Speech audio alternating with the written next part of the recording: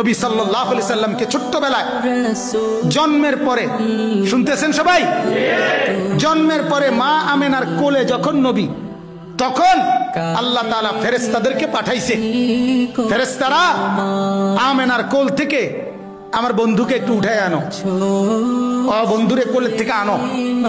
আনার পরে ফেরেশতারা আল্লাহ তাআলা বলেন তুফু বিহি মাশারিকাল আরদি ওয়া মাগারিবাহা।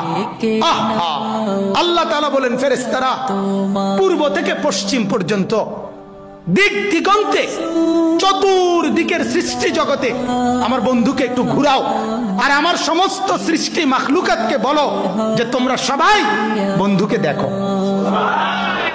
বন্ধু আমি কেমন বানাইলাম, বন্ধু আমি কেমন বানাইলাম। আল্লাহ বলছে ফেরেশতাদেরকে ওই আসমানকে বলো, এই আসমান দেখো মাওলা